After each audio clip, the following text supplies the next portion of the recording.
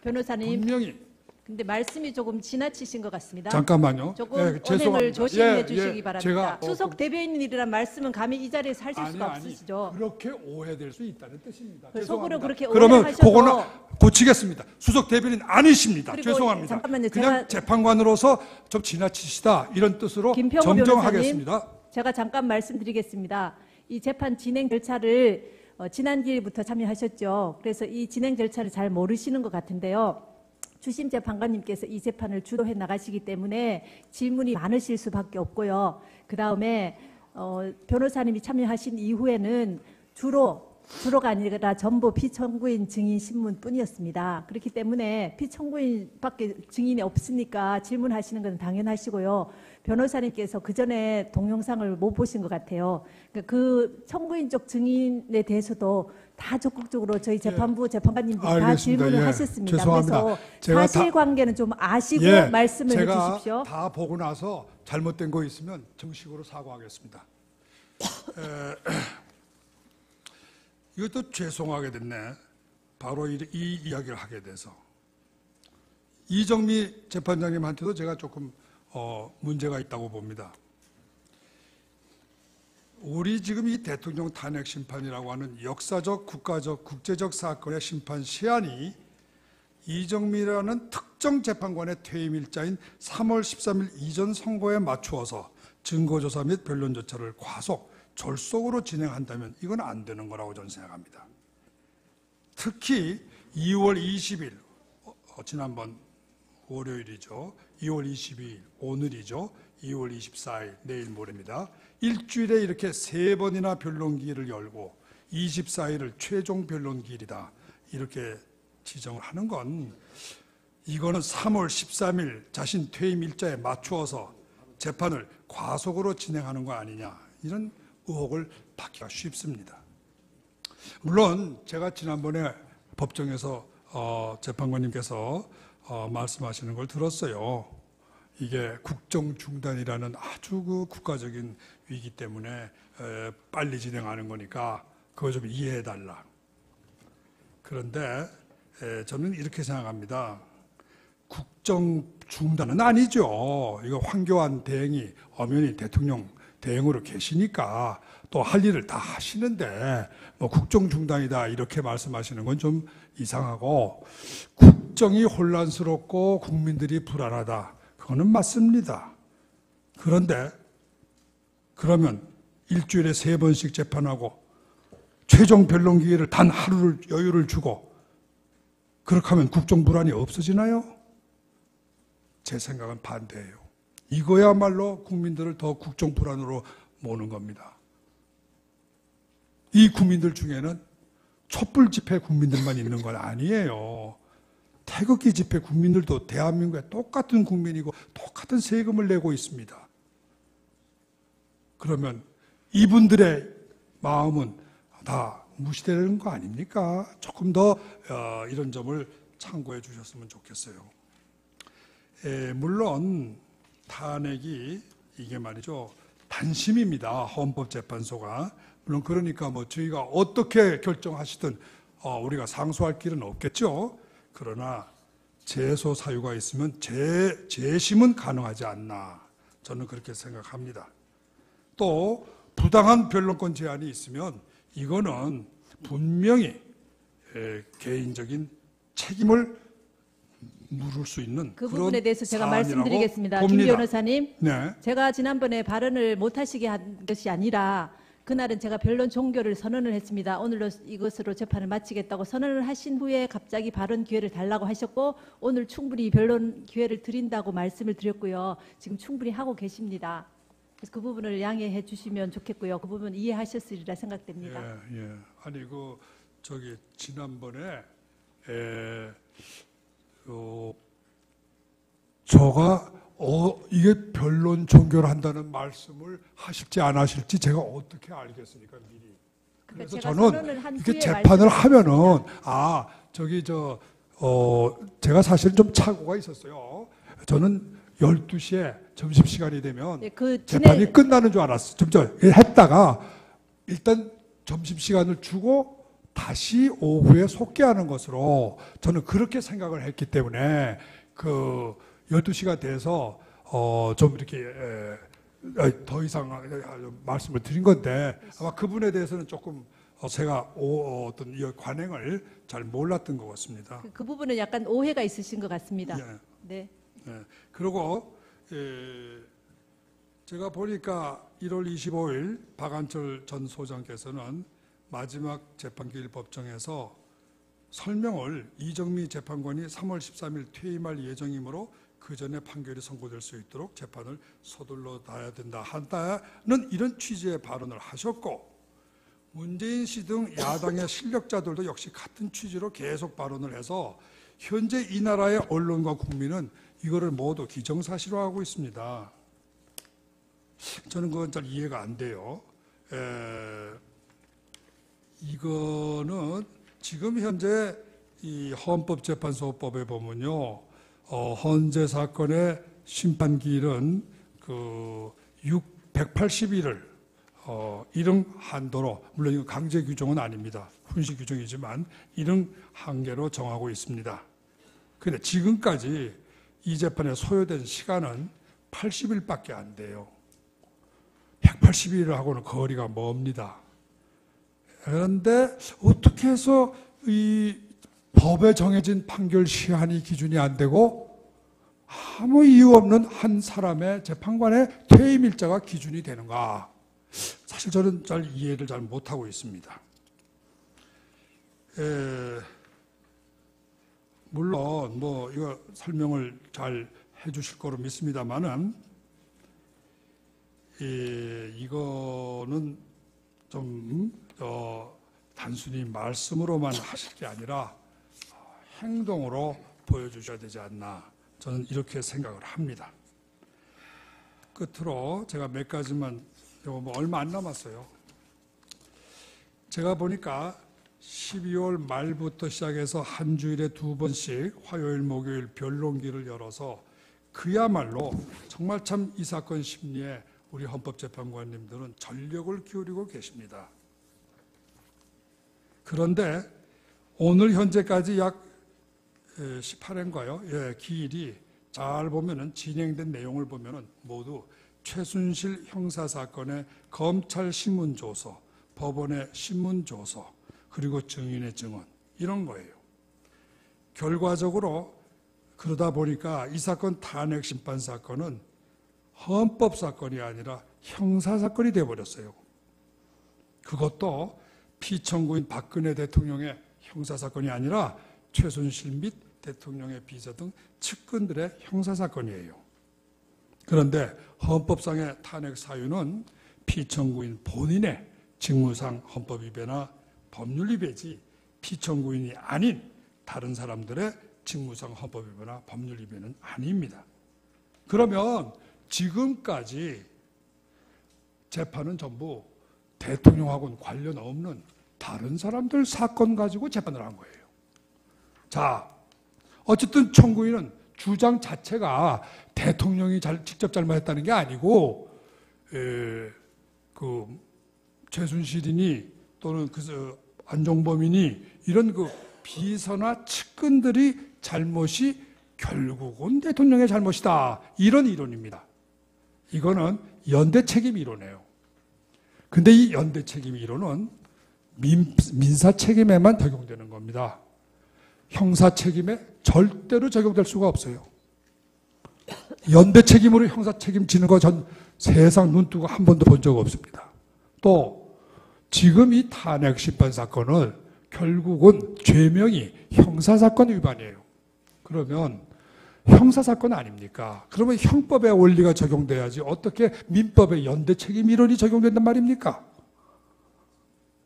저는 이 점도 대단히, 어쨌든 그게 피청구인의 주장이시니까 저는 존중하겠습니다. 예, 그 청구인의 주장이 과연 법리적으로 맞는지 안 맞는지 그거는 재판관들이 판단하시겠죠. 연대 책임을 탄핵 사건의 책임에도 적용하느냐 안 하느냐 앞으로 중요한 판례가 될 겁니다.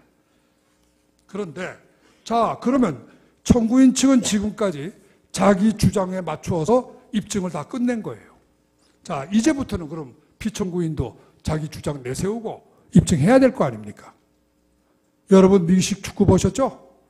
공격팀이 한번 해서 쭉 하다가 뭐 이렇게 하면 그 다음에 바꾸잖아요. 마찬가지지 않습니까? 그 재판이란 것도 우선은 입증 책임이 있는 청구인 측에서 쭉 주장 입증하고 어느 정도 그 주장 입증이 누가 보더라도 객관적으로 야, 이 정도면 상당한 90% 가능성이 있네. 이렇게 되면은 그 다음에 입증의 부담이 피청구인 측으로 넘어와서 피청구인은 그때부터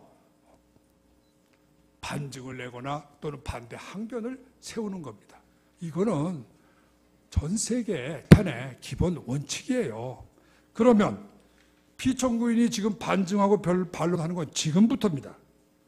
그런데 아니 청구인이 주장과 입증을 다 마쳤으니까 이제 재판 끝났다? 피청구인의 주장과 입증은 들을 거 없다. 결심이다. 이거 좀 전 이해를 할 수가 없어요.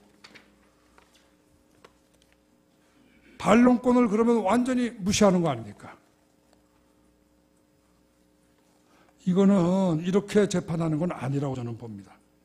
제가 너무 여러 가지로 소리가 높고 제가 혹시 한국의 재판 방법이나 법정의 분위기에는 대단히 맞지 않는 그러한 그 변론을 했다고 저도 스스로 느끼고 있습니다. 그러나 아까 맨 처음에 말씀드린 것처럼 이것은 우리나라 역사에 길이 남을 하나의 중요한 자료이기 때문에 반드시 많은 분들이 보시면서 이해를 좀 하셔야 될 것 같아서 제가 굳이 이렇게 구두 변론을 좀 길게 했습니다.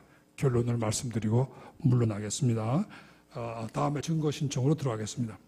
대통령 탄핵 사건은 국회와 대통령 간의 권력 충돌입니다. 본질이 일종의 정변이죠. 이러한 정치적인 변란을 사실 평생 법만 공부하신 법관들이 재판한다는 건 상당히 어려운 일이에요. 그래서 이런 걸 하면 안 된다는 학자들도 많이 있습니다. 정치 권력 싸움을 법의 잣대로 가린다는 게 얼마나 어렵겠습니까? 2004년 노무현 대통령 탄핵 사건 때는 이 탄핵 심판의 바로 그 가운데 시점인 2004년 4월 15일 국회의원 총선거가 있었습니다. 그 총선거에서 노무현 대통령에 대한 탄핵 소추가 선거의 최대 쟁점이 됐었습니다. 노무현 대통령을 지지하는 열린우리당이 과반수를 넘는 159석인가 7석으로 압승을 거두었습니다. 50석도 안 되던 꼬마 정당이 하루아침에 제1정당이 된 것입니다. 이건 세계 선거 사상의 그 유래를 찾기가 매우 어려운 압승입니다. 그렇기 때문에 어떤 정치적 관점에서 보면요, 탄핵 기각이라는 결론은 이미 난 겁니다. 그렇기 때문에 그리고 이 내용이 비교적 단순해요. 보시면 알다시피. 그래서 이 대통령의 공개 발언이 공직선거법 위반이라고 하는 비교적 가벼운 내용이었습니다. 그래서 탄핵 기각이라는 판결은 대단히 쉬웠고 언론도 당시에는 굉장히 양측의 균형을 맞추고 있었습니다. 그렇기 때문에 헌법재판소는 중대성 위법이다 이런 이론으로 타협적인 판결을 내려서 여야 양측으로부터 또 국민 모두로부터 환영받는 그런 판결을 내렸던 것입니다. 그런데 이번 탄핵 사건은요, 굉장히 성격이 틀립니다. 우선 내용이 13개 항의 복잡한 내용이에요. 그리고 다 굉장히 감정적이에요. 감정적인 내용들입니다. 770여억 원의 뇌물죄 성립 여부, 또 세월호 사건의 7시간 행정 문제, 이렇게 대단히 감정적인 그러한 그 요소가 있습니다. 그 내용이 심각해요. 이거 인정되면 박근혜 대통령은 대통령직만 물러나는 게 아닙니다. 제가 보기에는 검찰에 구속될 거고 교도소로 갈 거고 어떻게 될지 모르겠습니다. 그리고 결과에 있어서도 촛불 시위, 태극기 시위가 극한 대립을 지금 하고 있는데 어떤 결론을 내려도 재판관님들 정말 참 힘드시게 한쪽으로부터 또는 반대측으로부터 엄청난 비난과 공격을 받으실 거라고 봅니다. 상당히 자칫하면 헌법재판소가 과연 존립할 수 있느냐 이런 문제도 생길 거로 봅니다. 이러한 심각한 딜레마 상황에서 헌법재판소가 택할 수 있는 최선의 길은 대통령의 잘잘못을 따지기보다는 국회가 원천적으로 졸속한 재판을 해서 의결을 한 거니까 이거 우리는 내용에 들어갈 것도 없다. 절차가 잘못된 거니까 안 되겠다. 이렇게 재판하시는 것이 법리에도 맞고 뿐만 아니라 정치적으로도 대단히 현명한 결정이 되실 것으로 믿습니다. 물을 수 있는 그 그런 부분에 대해서 제가 사안이라고 말씀드리겠습니다. 봅니다. 김 변호사님, 네. 제가 지난번에 발언을 못하시게 한 것이 아니라 그날은 제가 변론 종결을 선언을 했습니다. 오늘로 이것으로 재판을 마치겠다고 선언을 하신 후에 갑자기 발언 기회를 달라고 하셨고 오늘 충분히 변론 기회를 드린다고 말씀을 드렸고요. 지금 충분히 하고 계십니다.